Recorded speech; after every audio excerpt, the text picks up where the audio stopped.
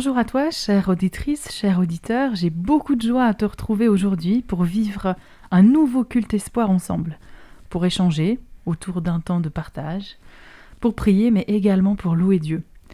Je suis accompagnée aujourd'hui de Marilyn. Bonjour. Bonjour. Comment tu vas ? Bien. Merci. Merci d'être avec nous. On a aussi Mildred que je salue. Bonjour. Salut Marina. Ça a été ta semaine ? Super. Bon, extra.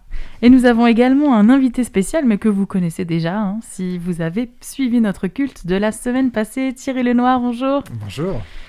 Merci de nous rejoindre pour la suite de cette série de 4 cultes où tu abordes avec nous quelques paraboles de Jésus, quelques perles.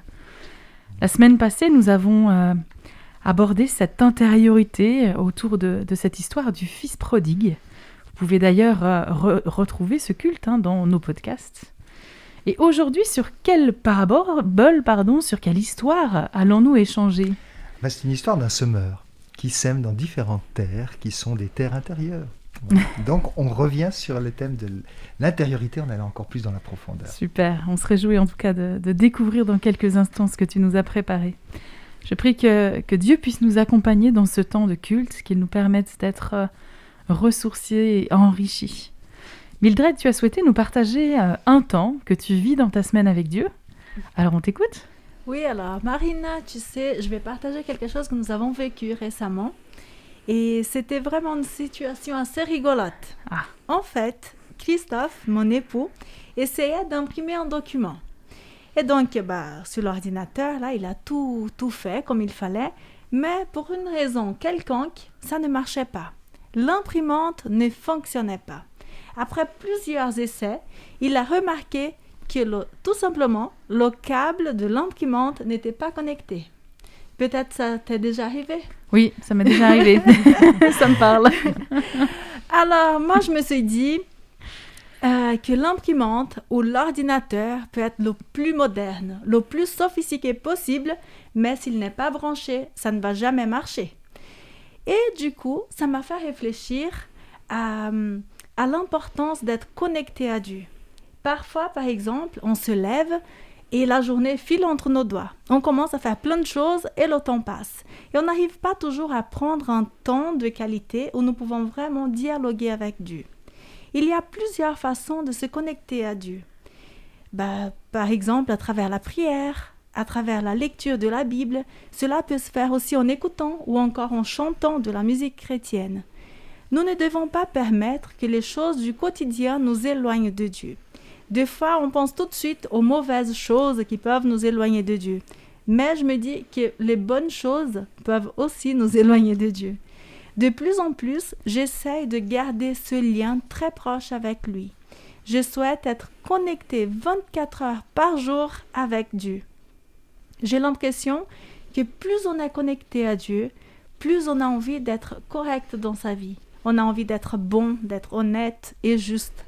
D'ailleurs, il y a même un cantique qui a un petit peu ces paroles-là. « J'ai soif de ta présence ». C'est vrai, plus on passe du temps avec Dieu, plus on a envie d'être en sa présence et de mieux le connaître. Je pense aussi à ce texte de la Bible qui se trouve en Jean 15, 5 à 8, qui nous invite à être liés à la vigne. Cette vigne en question est Jésus. Et oui, si nous sommes connectés à Jésus, si nous sommes attachés à lui, nous donnerons forcément de bons fruits. Nous pourrons semer de bonnes choses seulement si nous faisons le plein aussi de bonnes choses. Je t'invite, cher auditeur, à dédier du temps à Dieu et à ressentir les bienfaits de cette communion. Ta vie n'en sera que meilleure et j'en suis convaincue. Distribuer de la joie, de la paix, de la compréhension, ce sont des souhaits si simples, mais tellement nobles. De plus en plus, je me demande, qu'est-ce que je dois débrancher pour me brancher à Dieu ? Je t'invite, cher auditeur, à te poser aussi cette question et que nous ayons tous une vie pleine et abondante. Merci Mildred pour ce partage. Se brancher à Dieu.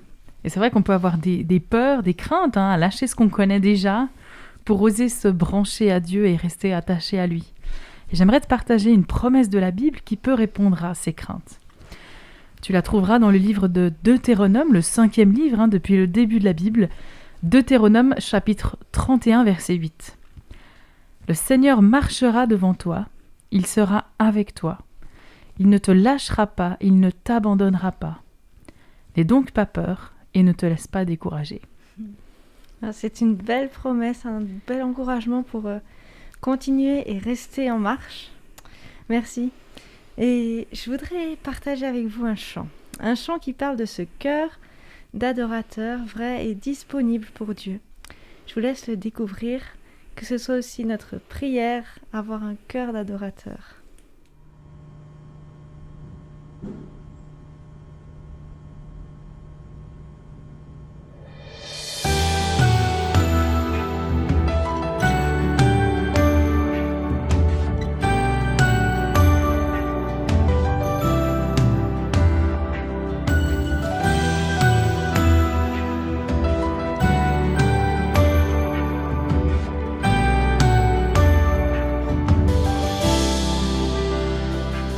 Si je cachais quoi que ce soit, tu le verrais, tu le saurais, rien ne t'est caché.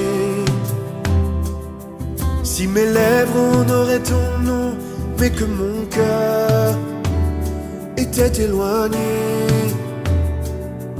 tu n'y prendrais pas plaisir. Ce que tu cherches va bien au-delà des mots, va bien au-delà des chants. C'est une vie qui t'est entièrement consacrée dans le secret.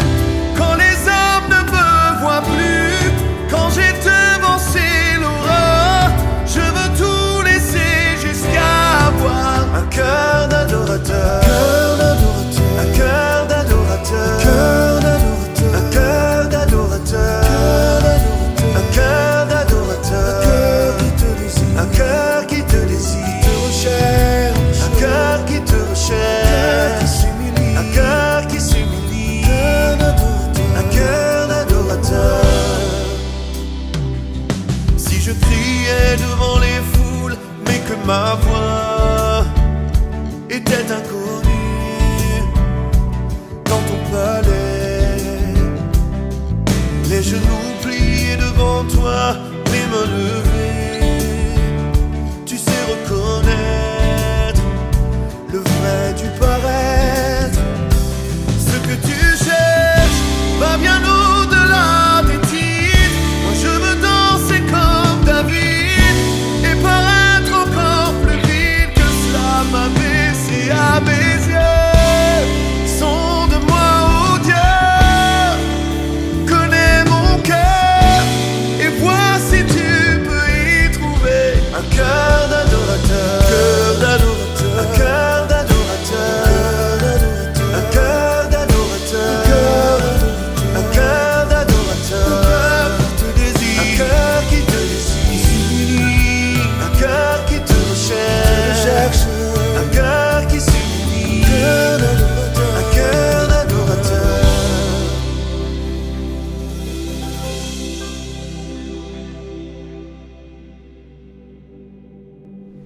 Ce cœur disposé et confiant nous permet de lâcher prise sur beaucoup de choses et laisser à Dieu la possibilité de nous toucher et d'agir à travers nous. Les mathématiques de Dieu sont des fois un peu étranges. On le voit aussi à travers la nature. Une graine n'est utile que si elle est mise en terre et abandonnée. Est-ce que ce dont nous croyons être riches est la vraie richesse ? Alors je laisse la place à Gaël Causandet pour nous en dire un peu plus à travers son chant « Je ne possède ».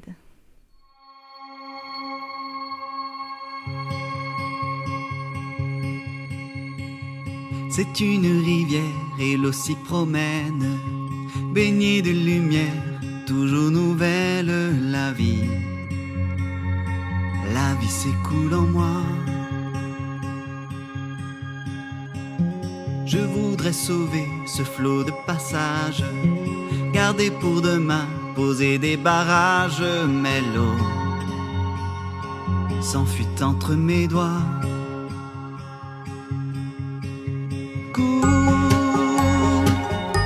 Coule à travers moi, possède, je ne possède rien.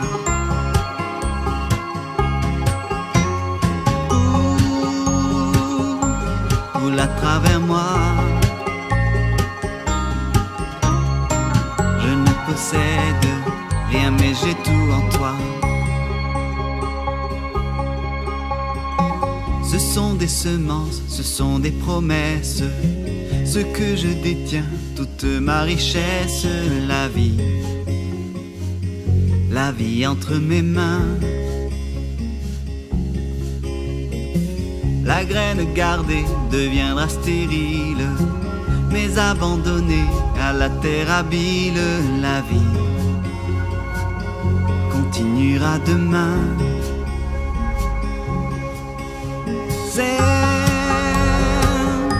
Sème à travers moi. Je ne possède pas.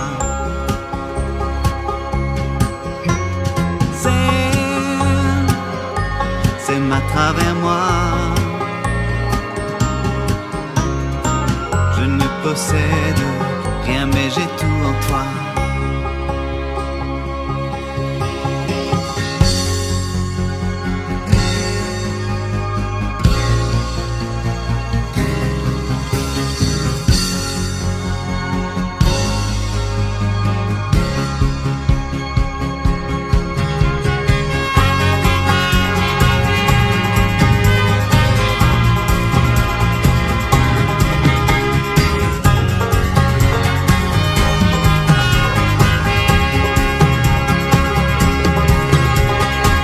J'ai peur de perdre, de disparaître, mais le mystère c'est que pourtant, c'est quand je lâche que j'ai vraiment. Et je m'accroche au peu que j'ai, mais le miracle c'est que pourtant, c'est quand je lâche que j'ai vraiment.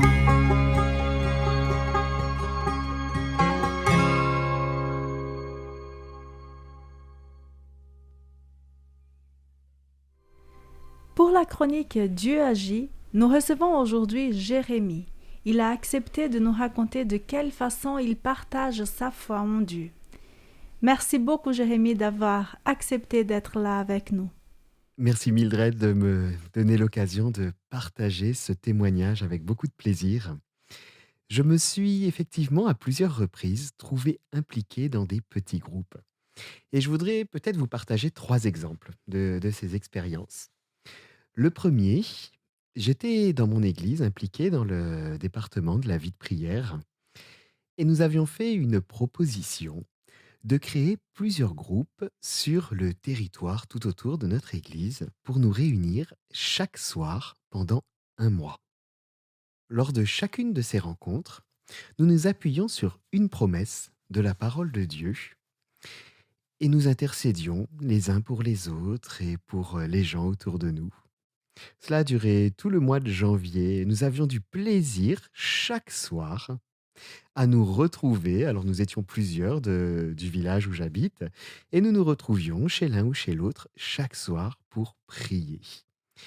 Et je dois dire que cette expérience a transformé notre quotidien parce qu'on voyait Dieu répondre. Dieu plaçait des personnes sur notre chemin.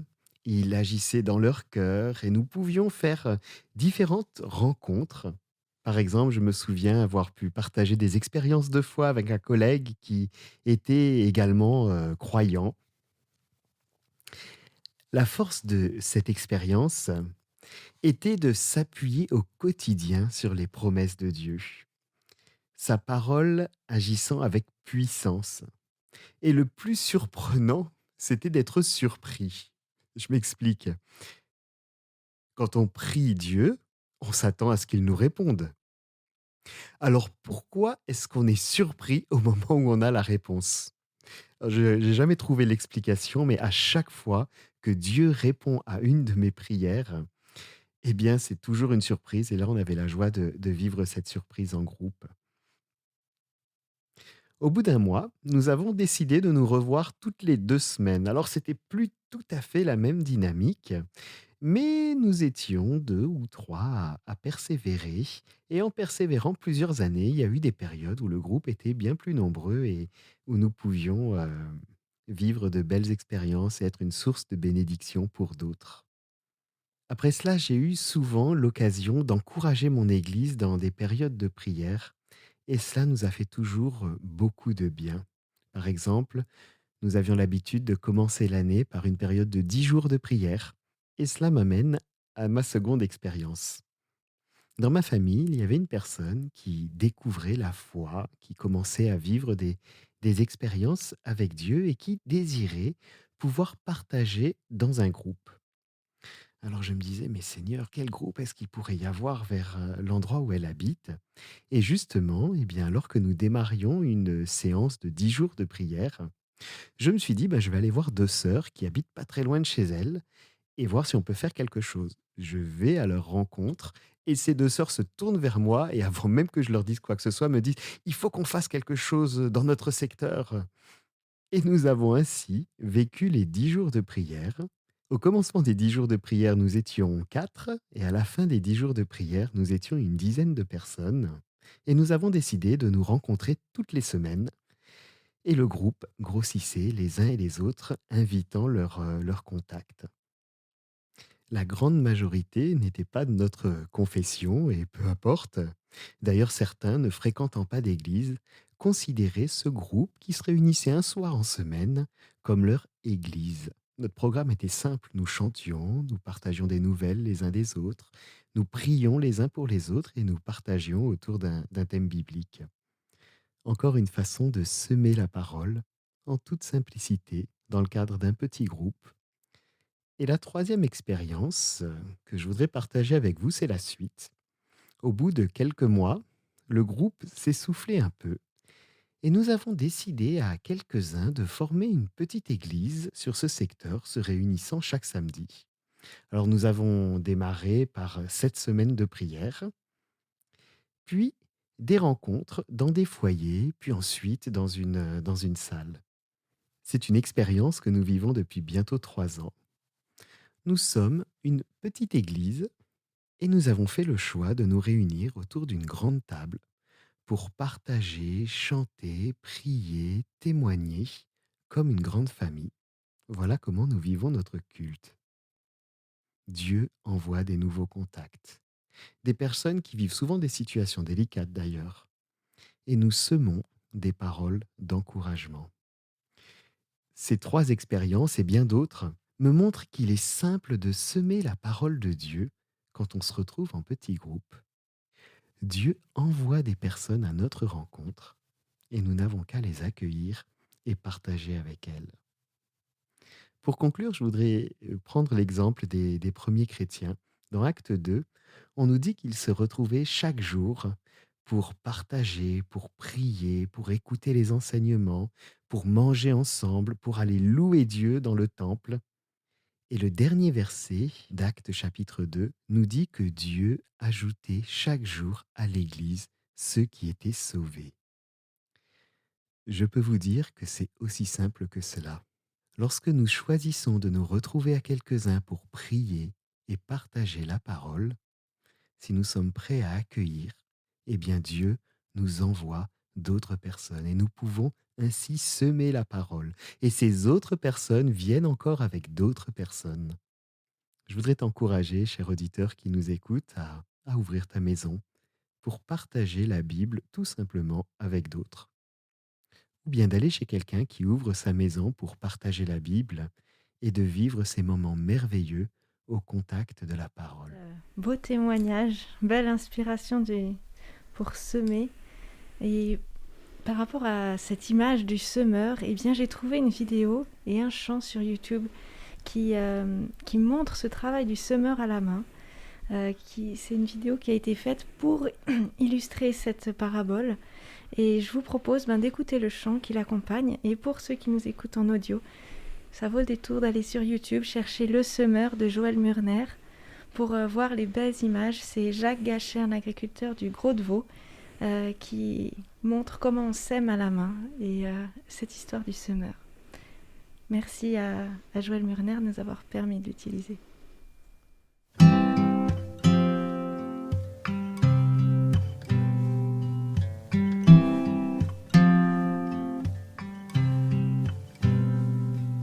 fil des saisons semées, au long des chemins semés,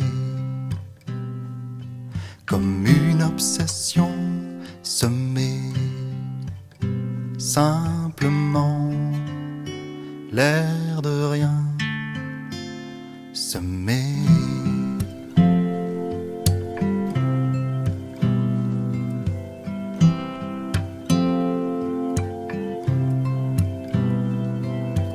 Contre les tendances semées,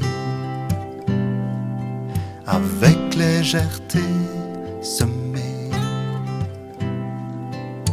en toute confiance semée, sans calculer. Oui, ça peut vous paraître fou, mais moi je sème un peu partout, sans jamais douter des possibles, d'un élan et d'un cœur paisible. Oui, ça peut vous paraître fou, mais moi je sème un peu partout, à chaque pas, sans m'arrêter, je sème.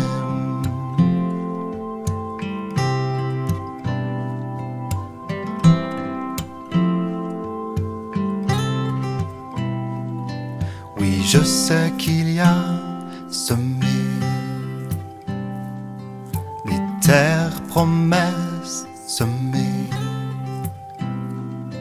où tout poussera semé. Peu importe le reste, au fil des saisons aimées, au long des chemins aimés, comme une obsession aimée. Oui, ça peut vous paraître fou, moi je sème un peu partout, sans jamais douter des possibles, d'un élan et d'un cœur paisible. Oui, ça peut vous paraître fou, moi je sème un peu partout, sans jamais douter des possibles, d'un élan et d'un cœur paisible. Oui, ça peut vous paraître fou, moi je sème un peu partout, sans jamais douter des possibles, d'un élan et d'un cœur paisible.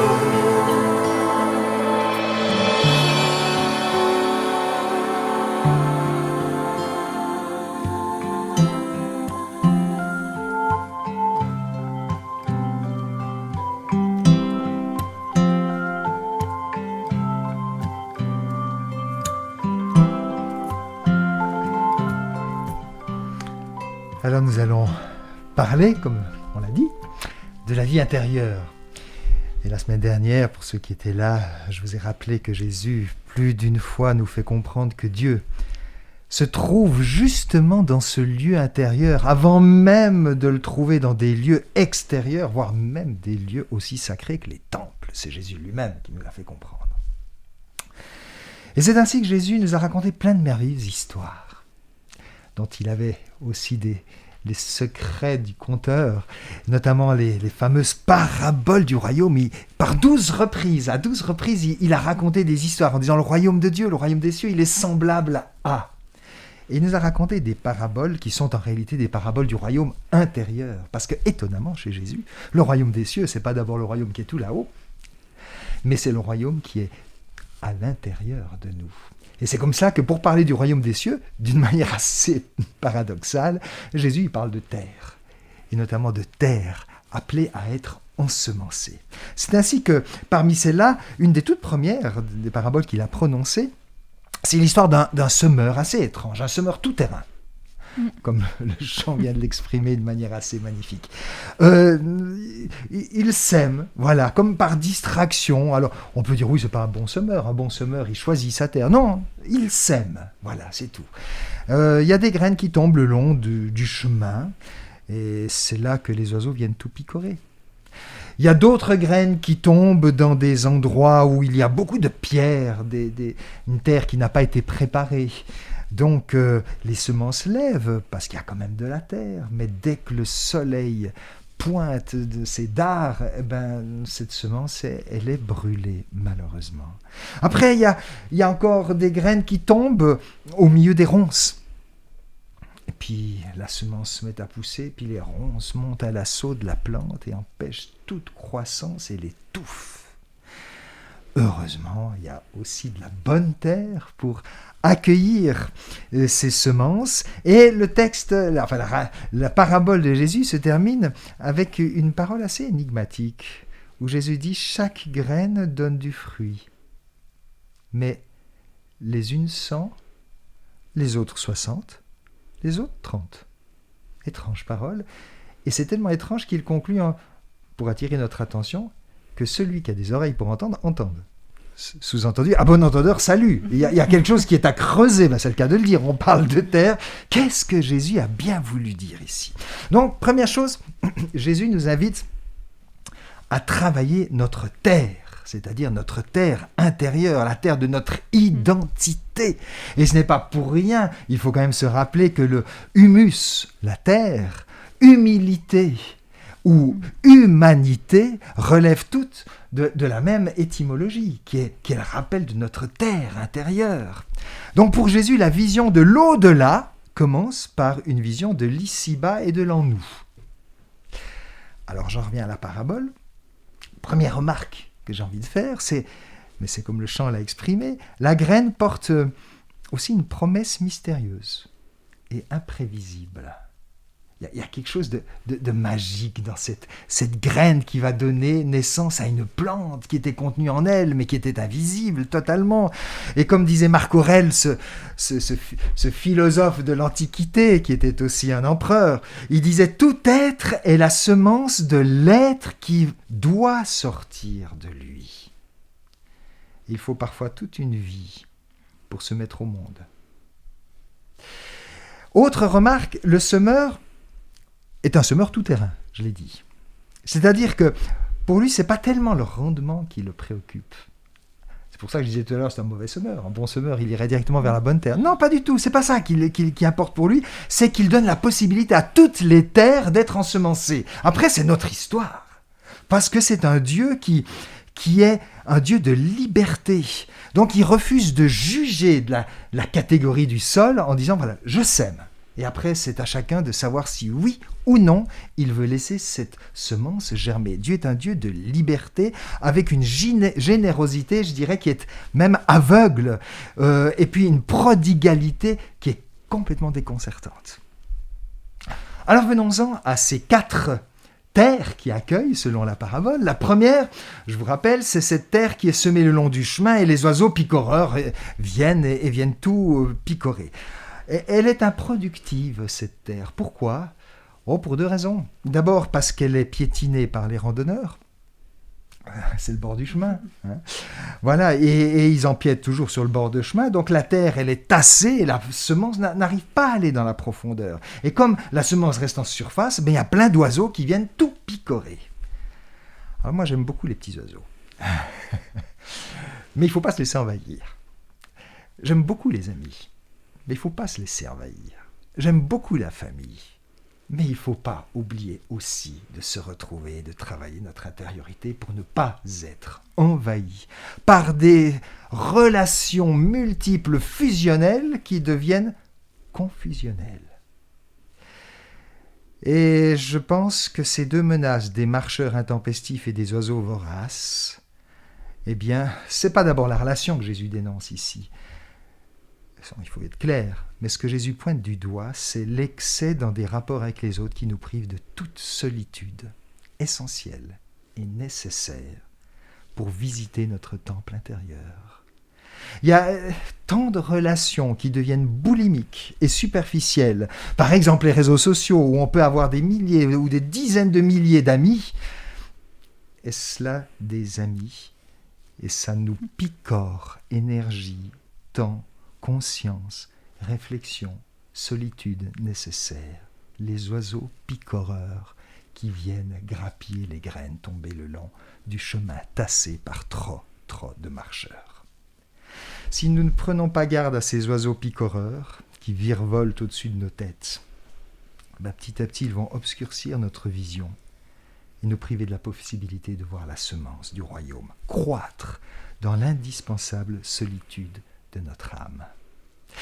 Alors il y a une deuxième catégorie de terre qui accueille, ou en tout cas qui est visitée par les semences.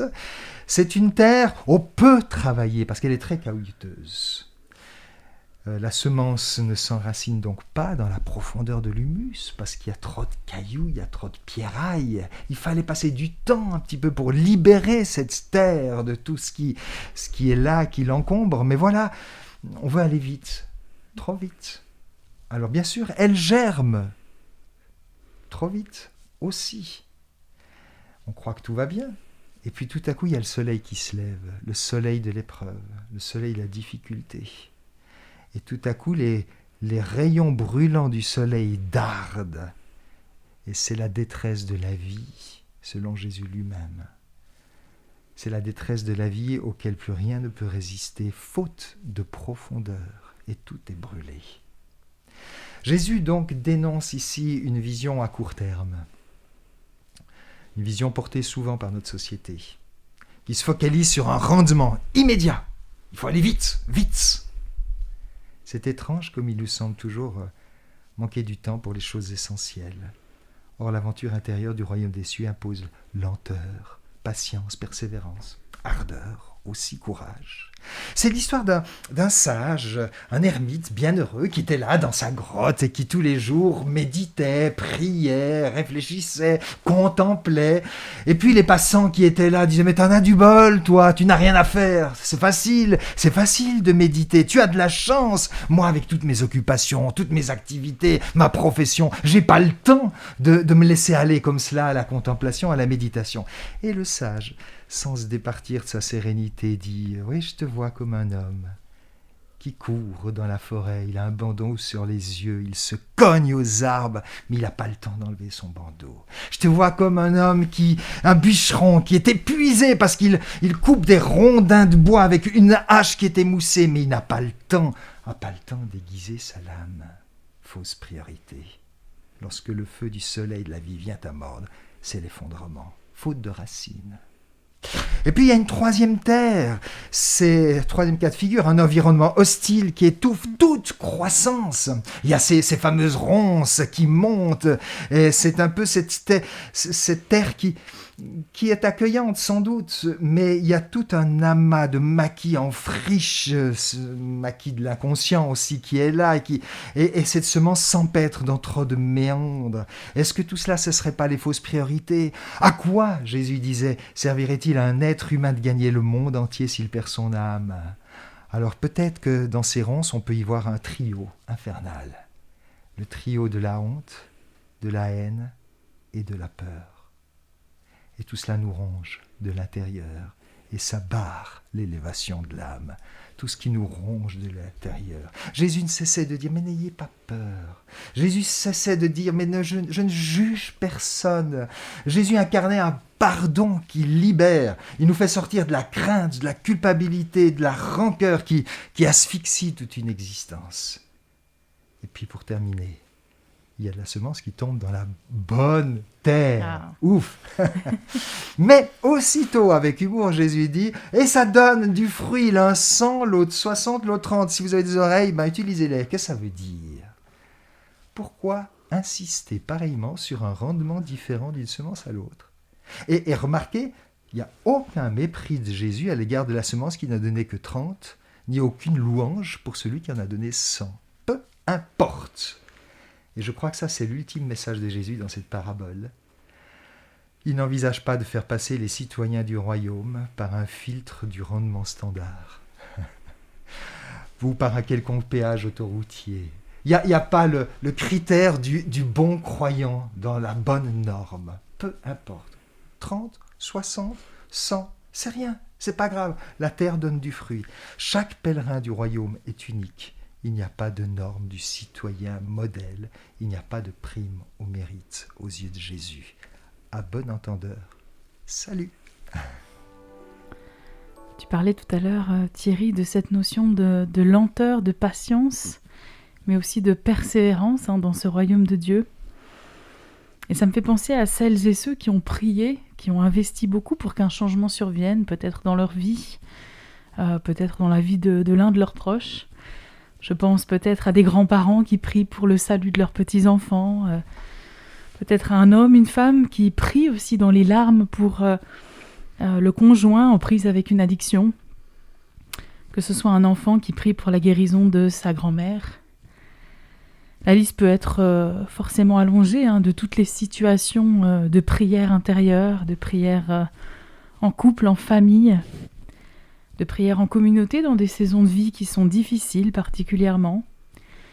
Et ça me ramène à une promesse que tu peux trouver dans le livre des Psaumes, au chapitre 126, versets 5 et 6. Ceux qui sèment dans les larmes récoltent en chantant. Le paysan s'en va, il s'en va en pleurant, chargé du sac de graines. Il revient en chantant, chargé de sa récolte. Et c'est un texte qui me parle parce que je pense que j'ai le souvenir comme ça de nombreux combats en prière, de larmes versées aussi dans l'incompréhension de certaines situations de ma vie, alors que je persévérais dans cette attitude de semence et où les fruits tardent parfois à venir aussi. Et cette notion de semer avec larmes te parle peut-être aussi dans ce que tu traverses, dans ce que tu vis. Et ça m'amène cette première idée comme un encouragement de continuer à semer partout, sans jamais douter des possibles, comme le disait le chant de Joël Mörner qu'on a entendu précédemment. Semer dans la vie des autres, même si parfois nous n'en voyons pas les fruits. Je pense ici aux enseignants qui, jour après jour, tiennent ce rôle de semer dans la vie des enfants, des adolescents, des jeunes adultes aussi. Je pense aux pasteurs, aux personnes en charge de la formation biblique des tout-petits, jusqu'aux adultes qui sèment aussi chaque jour et qui prient pour que ce qui est semé porte du fruit. Et dans ce texte, le semeur continue. Il continue malgré les larmes, il persévère, parce qu'il a un but, un objectif, que cela produise du fruit. Et même si les larmes coulent sur ses joues, même si les difficultés, même si le découragement se fait sentir, peut-être un peu plus lourdement parfois, il persévère et il sème encore. Et une promesse est faite à propos de cette récolte, elle arrive et elle se fait dans la joie. Oubliez à ce moment-là les heures de fatigue. Séchez les larmes dans les difficultés, le temps de la joie est arrivé parce que l'objectif est atteint, il y a du fruit, enfin. Et pour autant, il y a un autre élément qui me paraît essentiel. Ce qui compte, c'est le résultat, qu'il y ait du fruit. Qu'importe si ce fruit provient de mon travail de semence ou de celui de quelqu'un d'autre. Ce qui compte, c'est que cette terre produise du fruit. Et dans le Nouveau Testament, il y a un autre texte qui rappelle ce principe magnifique. On le trouve dans 1 Corinthiens, chapitre 3, versets 6 et 7, et il nous dit ceci. « J'ai semé. Apollos a arrosé. Mais Dieu a fait grandir. Ainsi ce n'est pas celui qui plante, ni celui qui arrose qui compte, mais Dieu qui donne la croissance. » Et je crois que c'est un texte qui un petit peu, peut-être déculpabilise, parce que, voilà, c'est Dieu qui fait croître, c'est Dieu qui décide, et ça me convient. Et j'aimerais donc vous inviter, nous inviter, à continuer à semer tout terrain, qu'importe le résultat. Mon travail est de semer, Dieu fera le reste. Et il y a un chant qui parle de cette persévérance alors qu'on est en train de semer. Et je vous invite à l'écouter avec moi.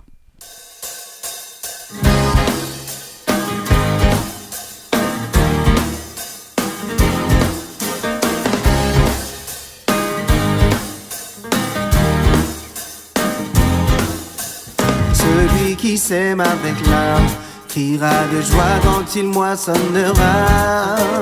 Celui qui sème avec larmes criera de joie quand il moissonnera. Celui qui part en pleurant pour aller semer revient avec cri de triomphe, chargé de tout ce qu'il a récolté. Il nous faut persévérer, ne jamais abandonner, persévérer, en son temps Dieu fera pousser. Il nous faut persévérer, même si rien n'a changé, persévérer, les fruits viendront avec l'été. Celui qui sème avec larmes criera de joie quand il moissonnera. Celui qui sème avec larmes criera de joie quand il moissonnera. Celui qui part en pleurant pour aller semer revient avec cri de triomphe, chargé de tout ce qu'il a récolté. Il nous faut persévérer, ne jamais abandonner, persévérer, en son temps Dieu fera pousser. Il nous faut persévérer, même si rien n'a changé, persévérer, les fruits viendront avec l'été. Mes bien-aimés, soyons fermes et inébranlables, toujours plus zélés pour l'œuvre du Seigneur, sachant que le travail réalisé dans l'union avec lui n'est jamais, Jamais, jamais inutile. il nous faut persévérer, Non, n'abandonne ne pas, jamais abandonner, persévérer. tu y es presque. En son temps Dieu fera pousser. Il est vivant, persévérer, même si rien n'a changé, persévérer, les fruits viendront avec l'été. Abandonne Il nous faut pas, persévérer, ne jamais abandonner, persévérer, en son temps Dieu fera pousser. Il nous faut persévérer, même si rien n'a changé, persévérer, les fruits viendront avec l'été. Les fruits viendront avec l'été. les fruits viendront avec l'été.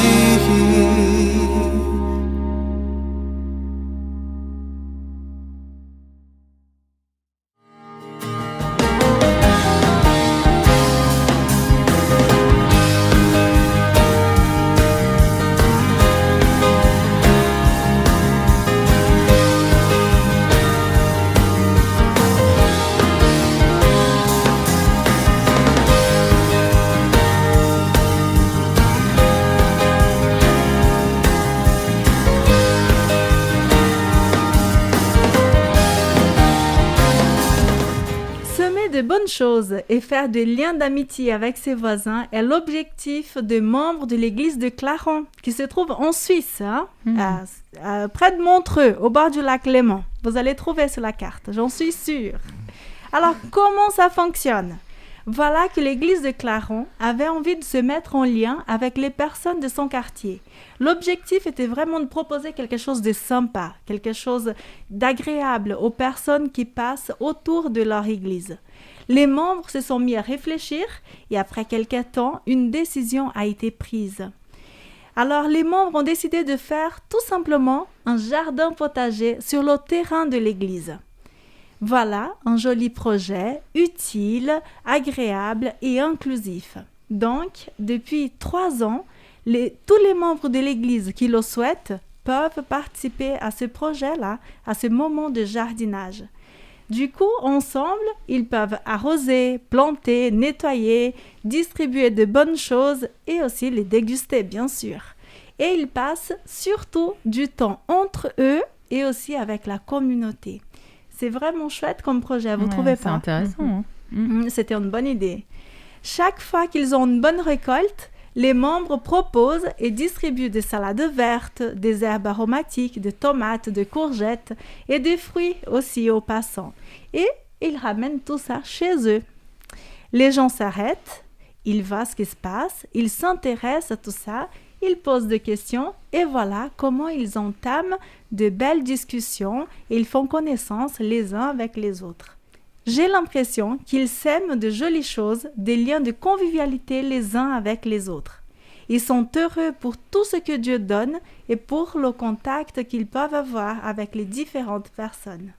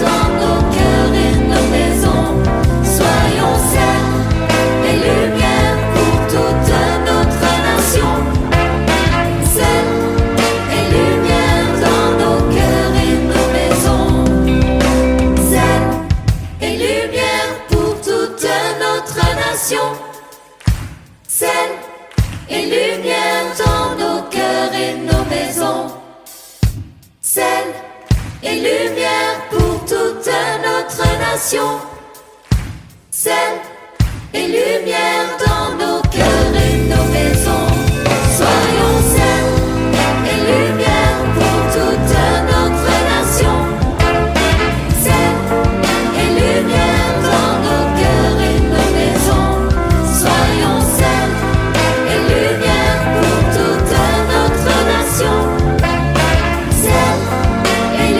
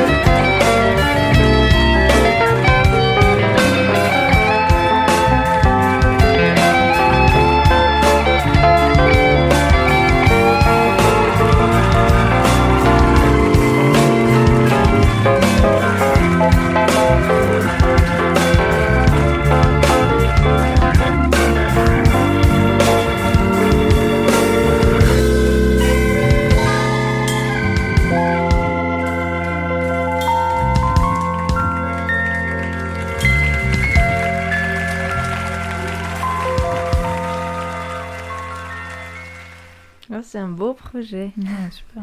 Une belle expérience.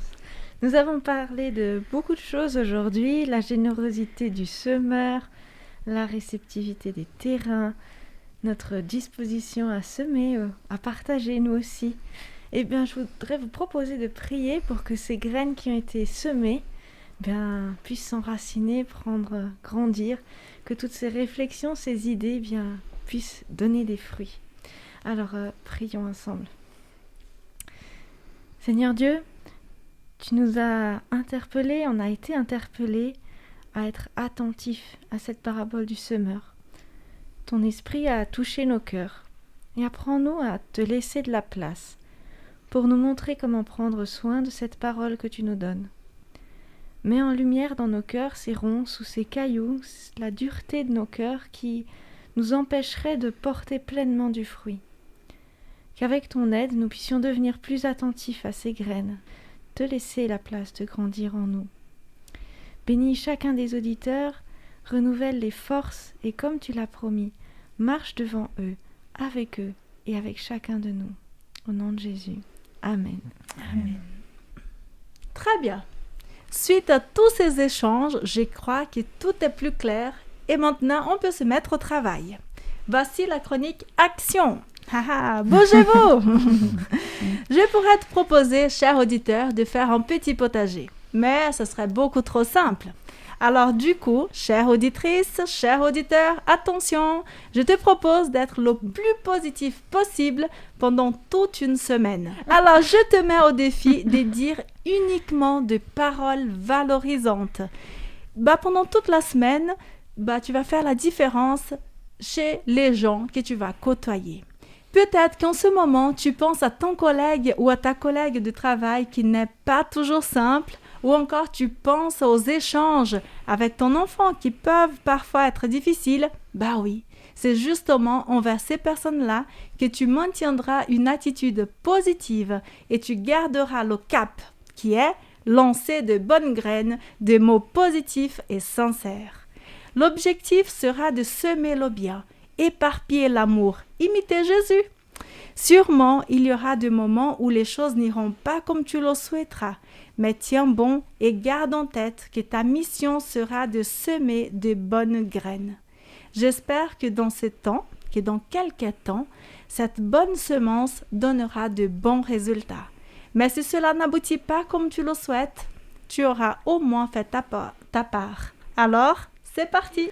Merci Mildred pour ce temps d'action. Alors, l'équipe dans ce studio, prêt pour ce défi? C'est parti. Des paroles valorisantes.